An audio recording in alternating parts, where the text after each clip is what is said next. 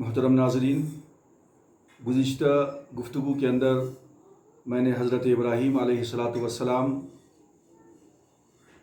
کی والدہ کے انتقال کے بعد جو ان کی کیفیت تھی، جو ان کو صدمہ تھا،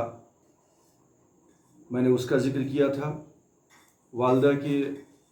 انتقال کے بعد آپ اکثر و بیشتر کبھی دریائے فرات کے کنارے اور کبھی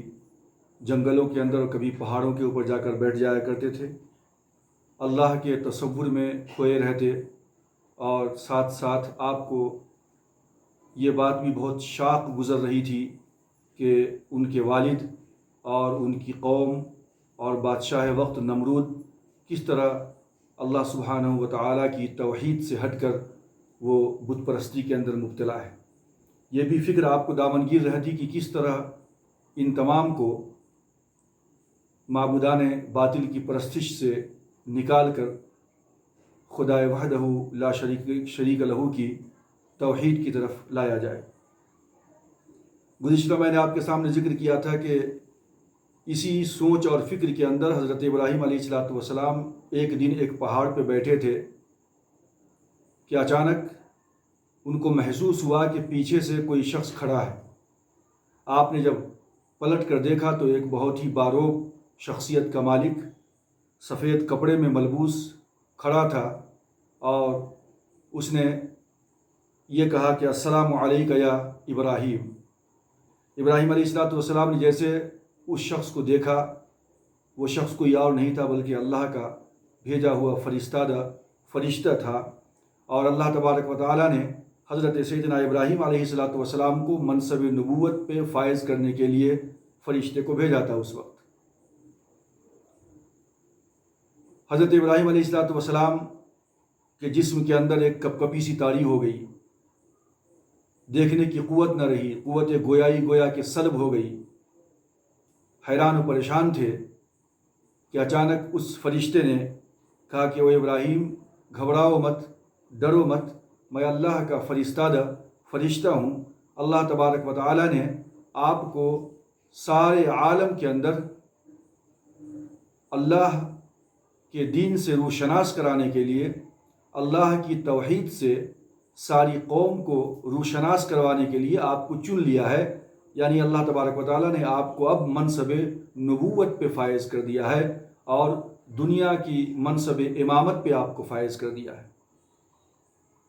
ابراہیم علیہ السلام نے جب اس پیغام کو سنا تو گویا کہ اب آپ کے جسم کے اندر ایک نئی کیفیت پیدا ہوئی، ایک نئی جان سی پیدا ہو گئی، قوت گویائی گویا کہ لوٹ آئی، اور جسم اس قابل ہو گیا کہ آپ پھر سے اٹھ کر کھڑے ہو سکیں۔ آپ اٹھ کر کھڑے ہوئے، اور فرشتے نے تسلی دی کہ اس راہ کے اندر آنے والی مشکلات میں اللہ تبارک و تعالی ہمیشہ آپ کے ساتھ ہوگا، اور میں آپ کی مدد کے لیے تیار رہوں گا، اور گاہے بگاہے اللہ کی جانب سے جو میسج ہوگا وہ میں آپ تک پہنچاتا رہوں گا۔ اللہ تبارک و تعالی نے حکم دیا ہے کہ آپ یہاں سے شہر بابل کی طرف جائیے، اپنے گاؤں کے اندر جائیے، اور جا کر اللہ تبارک و تعالیٰ کی توحید کی طرف سب سے پہلے اپنے باپ کو دعوت دیجیے، اپنے باپ آزر کو بلائیے۔ ابراہیم علیہ السلام نے جب یہ سنا تو ان کی خوشی کی انتہا نہ رہی۔ اللہ تبارک و تعالیٰ کی بارگاہ میں انہوں نے شکریہ ادا کیا کہ میں شکر گزار ہوں اللہ تبارک و تعالیٰ کا اس اتنے عظیم منصب کے انتخاب کے لیے کہ اللہ نے مجھے چن لیا ہے۔ قرآن مجید نے سورہ بقرہ کے اندر اعلان کیا وَمَن يَرْغَبُ عَن مِّلَّةِ إِبْرَاهِيمَ إِلَّا مَن سَفِيَ نَفْسَهُ وَلَقَدِ اصْطَفَيْنَاهُ فِي الدُّنْيَا وَإِنَّهُ فِي الْآخِرَةِ لَمِنَ الصَّالِحِينَ۔ وَلَقَدِ اصْطَفَيْنَاهُ فِي الدُّنْيَا، کہ ہم نے ان کو چن لیا ہے دنیا کے اندر۔ فرشتے نے کہا کہ اس روئے زمین کے اوپر ساری کائنات میں صرف آپ کے علاوہ کوئی بھی اللہ کی پرستش کرنے والا نہیں ہے اور اللہ کی وحدانیت کا قائل نہیں۔ دنیا شرک و بت پرستی کے اندر مبتلا ہے، لہٰذا اللہ تبارک و تعالیٰ نے آپ کو حکم دیا ہے کہ آپ اپنی قوم کی طرف جائیے، اور سب سے پہلے آپ اپنے باپ آزر کو خدائے وحدہ لا شریک لہو کی جو ہے دعوت دیجیے۔ ابراہیم علیہ السلام نے فرمایا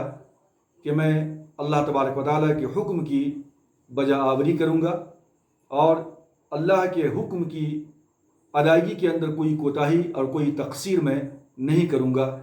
इस तरीके से इब्राहीम अलैहिस्सलाम को परवरदिगार आलम ने मनसब नबूवत से सरफराज किया, और उसके बाद फिर इब्राहीम अलैहिस्सलाम अपने घर वापस लौटते हैं, अपने शहर वापस लौटते हैं, और सबसे पहले आपने अपने बाप आज़र को अल्लाह के दीन की तरफ, अल्लाह की तौहीद की तरफ दावत दिया है। अब उसके बाद बाप और बेटे का जो मुकालमा है, जिसको परवरदिगार आलम ने सूरह मरियम के अंदर तकरीबन आयत नंबर 42 से लेकर 48 तक बड़ी तफसील के साथ जिक्र किया है। इंशाअल्लाह तबारक व तआला मैं अपनी नेक्स्ट वीडियो के अंदर उन तमाम आयतों के ऊपर और बाप और बेटे का जो मुकालमा है, जो कन्वर्सेशन है, इंशाअल्लाह मैं उस पर गुफ्तगू करूँगा। व आखिर दावाना अनिल हम्दुलिल्लाहि।